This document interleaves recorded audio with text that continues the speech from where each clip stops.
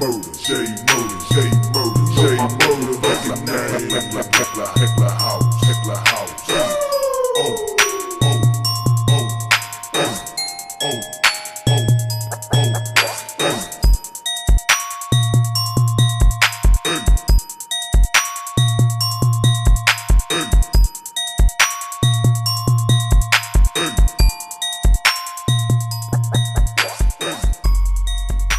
What's up, YouTube? It's your boy Thomas back again with another rendition of Truth Be Told. Now, this past week, the only thing I saw going on in the news was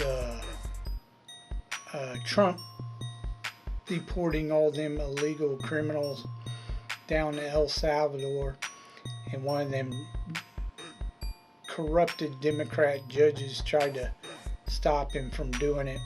But he said, screw you, and he did it anyway under the Illegal Aliens Act of 73 or some shit like that. But yeah, he's getting tired of these Democrat judges breaking the law because they're not supposed to be doing that. And they damn well know it. The other big thing I saw was the old auto pen Biden situation where they used the auto pen to sign all the pardons for all those that he supposedly pardoned, but he didn't know about it. And Trump put out a statement on True Social saying that that's all been null and void. So all them people, including the ones who used the auto pen to make the pardons, they're all going to be criminally prosecuted. So Biden and all that, Hunter Biden and Dr. Fauci and all the ones who made up that stupid false January 6th committee, they're all going to jail. So they didn't get pardoned after all. Alright, let's get on to what I really want to talk to you about. So as I've said before, even if you don't watch the channel regularly and you've only seen a couple videos or you don't watch it at all, it only takes 2 seconds to hit that subscribe button. It doesn't affect you or your channel whatsoever. It just helps this channel grow. So please subscribe. Also, I have another channel. It's called Easy Does It. The link is in the About section. Check it out if you like gaming vlogs and reviews and reactions to other YouTube channels. Okay. Again, subscribe. This week, I just got done watching, not too long ago, a show that I put on the back burner. I've got a few shows I've got on the back burner to go over that I finished. It's an Australian sci-fi show. It was called Thunderstone. It aired between the year of 99 and 2000. Funny, the show is supposedly set in the future in the year 2020, but obviously it's nothing like that. It's 2025 now. They didn't come close to what 2020 would look like.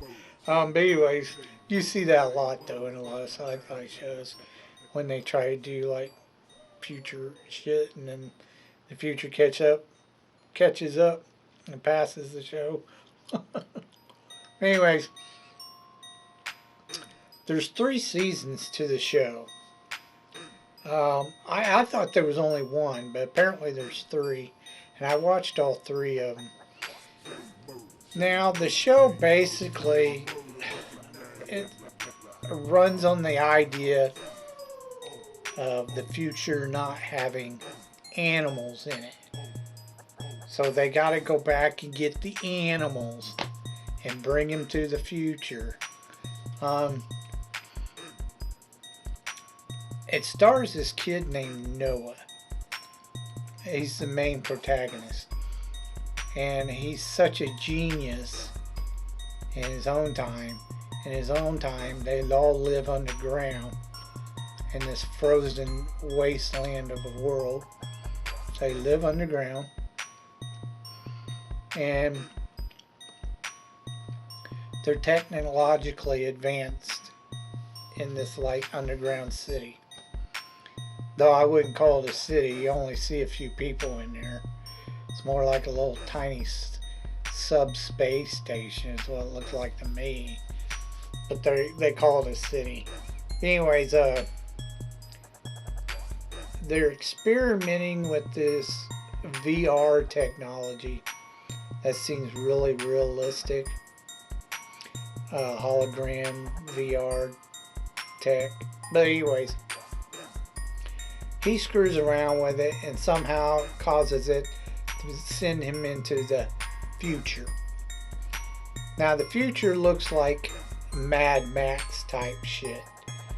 Everything's like a desert wasteland. They're running around these like Mad Max buggy vehicles and shit. It's just kind of silly. And he runs across like, I'm trying to count 1, 2, 3, 4, 5 kids that's close to his age, and they're like resistance fighters to this group of people who are like trying to enslave others and make them mine this fucking Thunderstone. Thunderstone is some type of energy crystal that gives off energy if used properly. And it's from a comet that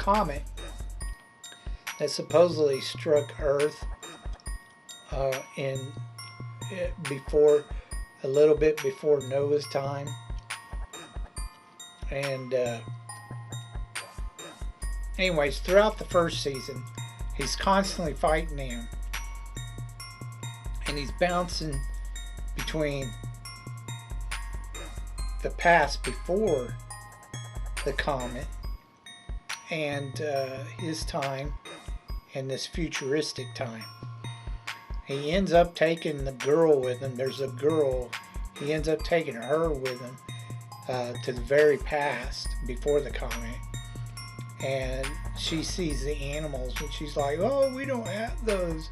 We need the animals. Bring them back with us. And he's like kicking dirt like a little spoiled brat until he gives in and says, okay, I'll bring a couple of animals. So they eventually, towards the end of the series, or not the series, but the season 1, they bring back all the animals. And they come find out their main bad guy is a hologram. And it's not revealed that he's a hologram until the very end of the season. One of Noah's own betrays him. He was in on it the whole time. Anyway, some get screwed up towards the end of season 1. And they all everyone ends up in their own timeline in season 2. But in season 2, it's not so much about the animals anymore. He ends up back into the future, getting stuck in the future again. And they have to deal with these people who are from like way, way in the future. And there's a disaster, and they need Noah to help fix the disaster, and they're trying to convince him to go back with them into the future. And they pull some shady shit trying to get him to do it. Eventually, they fix it to where they end up going back into the past just as the comet's about ready to hit the Earth, and they figure out a way to stop it. And his family and him, they go back to a specific timeline with the kids from the future, the post-apocalyptic future, them kids, and they all end up in the same timeline, the same place, on Earth. However, everything's changed. They're the only ones who remember what really has been going on. So now they're in a different timeline. Now Noah saved the Earth. He's a genius and the world loves him and blah, blah, blah, blah, blah. Well, some point in time in the future, he creates some kind of, I don't know, planet station, like on a Mars station or some shit on Mars, but it's not Mars, it's some other planet just outside the solar system. Well, there's a disaster that happens there and they blame it on Noah. So now it's a bunch of kids again. They're descendants of the colonizers, and they're way in the future, and they're creating wormholes and trying to come back and kill Noah. And the third one's just dumb. The third season is really, really dumb. The first and second season were dumb as well, but not as bad as the third one. The third one's pretty dumb. Meanwhile, all ends well. They make up with the people and they bring back the adults. They thought they were dead, but they were just stuck in time and space, like in a space bubble or something, and they were able to get them out of it. So the adults come back. And of course, Noah and his team, they go back to their own timeline. And that's the end of the show. Now,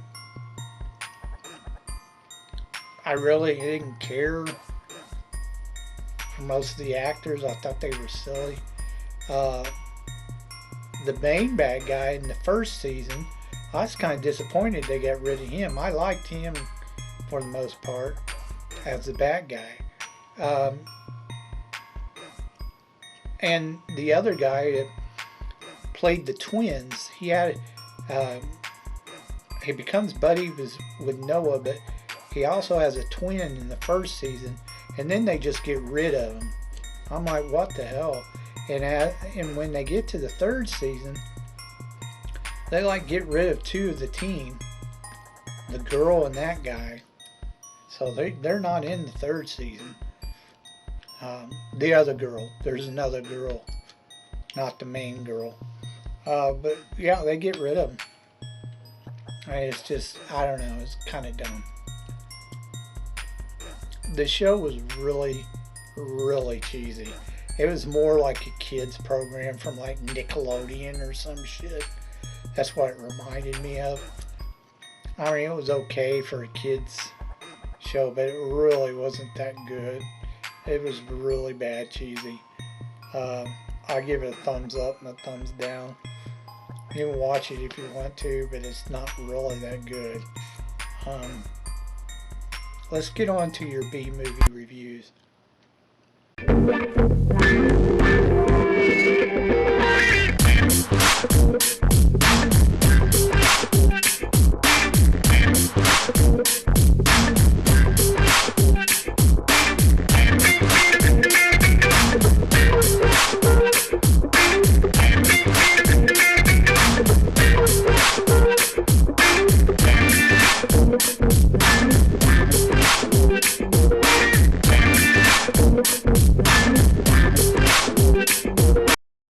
Okay, Movieholics, let's get on to your B-movie reviews.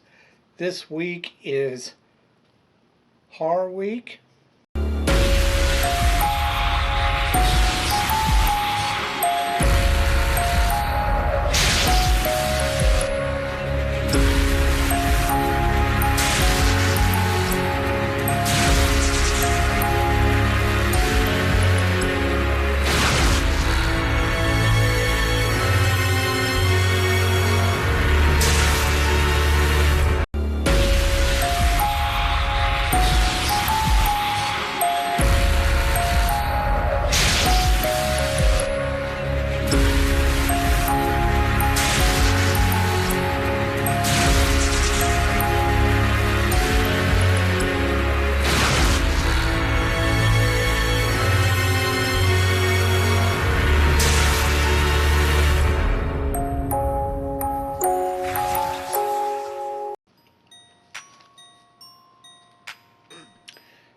Now, the first movie I checked out was done in 1988 and went straight to video. I'd never heard of it before. That's probably because it's Canadian. Um, it stars. It's called Pin, Pin. It stars David Hewlett and Cynthia Preston. Now, I know David Hewlett. He's a decent actor for a Canadian. He's not bad. And you probably best well know him from Stargate Atlantis. He played Rodney on that show. In this, he doesn't look anything like he does now. I mean, he's really young in this movie. But the movie is basically, you have two children, a boy and a girl, and their father is like one of the town physicians, and he has this dummy, or I don't know, mannequin or whatever you want to call it, in his office. It's, an autonomy dummy or mannequin, for a doctor's office. And he talks he's like a pediatrician. I don't know if he sees adults, but I know he sees kids. And he uses like ventriloquism to talk to the dummy to the kids. Now, his own children don't know that. At least not at first. They're really young at the beginning of the movie. And David, the young David, which, I'm trying to think of his character's name's like Leon or something. Young Leon thinks Penn is real. And that he's really talking to him. He doesn't realize it's his father. Now the girl, the little girl, his younger sister, she eventually figures it out. She realizes that Penn's not real. Once they become teenagers and they've grown up, the little girl ends up getting pregnant and then ends up getting an abortion.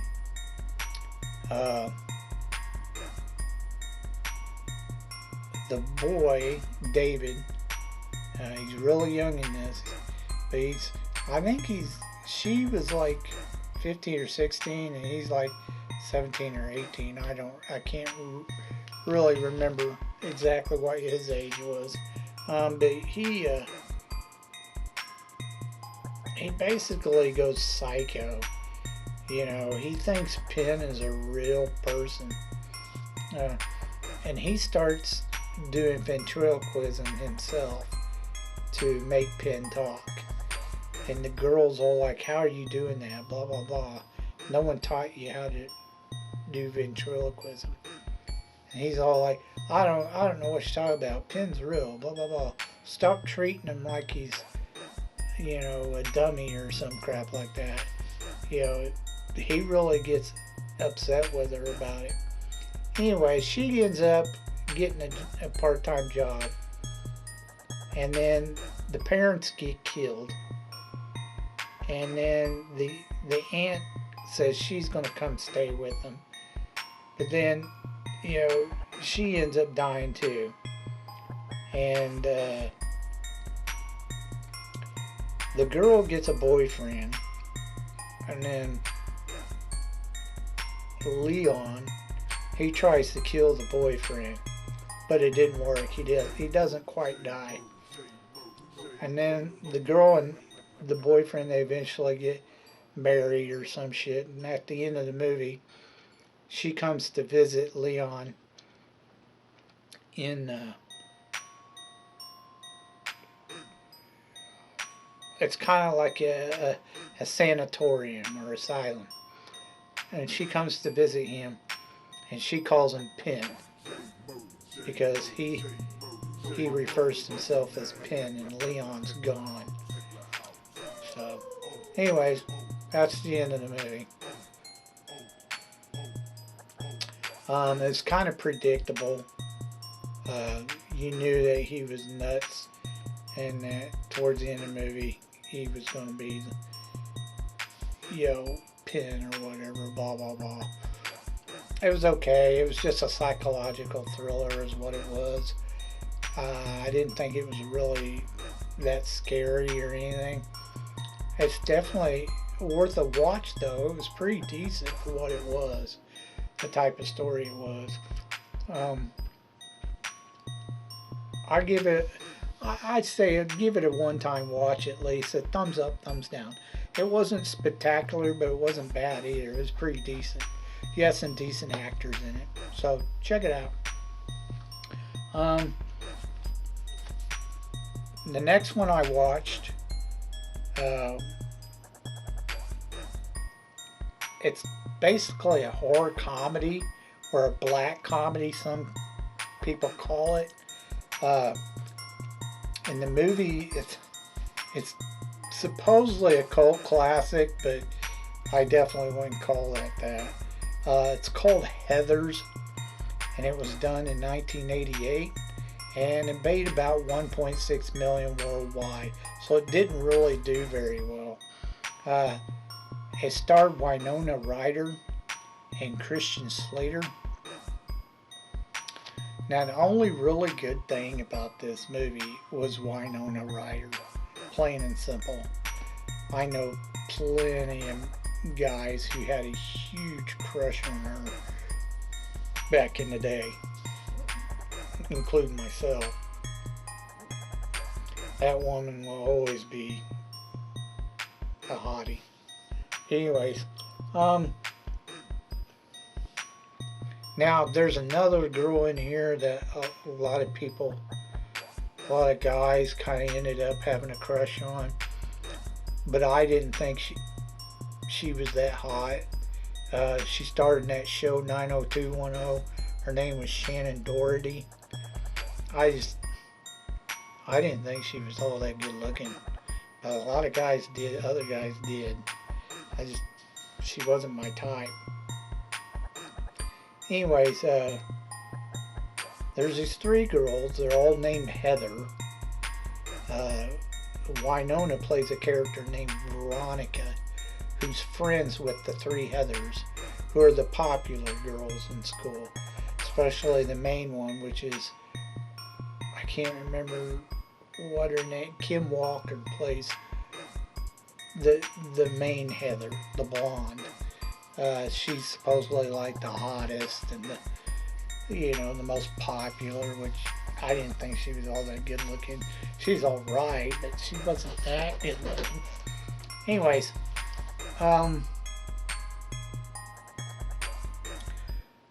one point in time in the movie, Veronica meets Christian Slater, which is right at the beginning of the movie.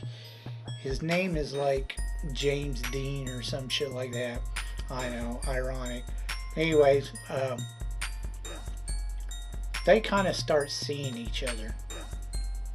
She has a hots for him or some shit like that. But anyways, her supposed girlfriend, the main Heather, asked her to go on a double date with her with some college guys.